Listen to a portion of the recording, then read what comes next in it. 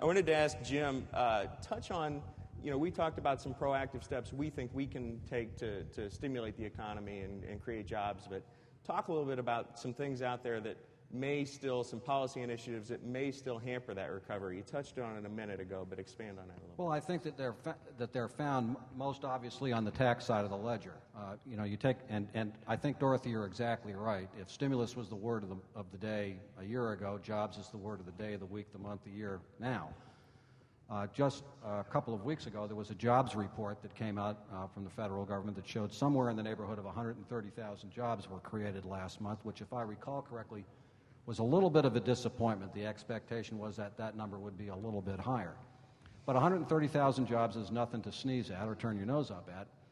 But the bad news is that roughly 30% of the jobs that were created net in the economy in that month were federal jobs in one agency.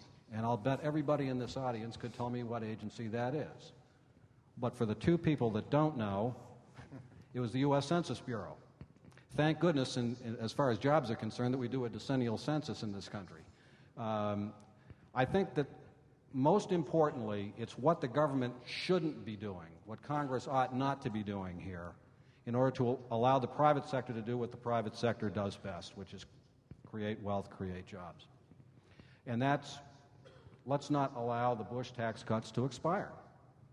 I mean, in an economy like the one that we're sitting in right now, the notion that folks and companies are going to face substantially higher taxes at the higher income levels, in the higher brackets, seems to me to be exactly the wrong way to go.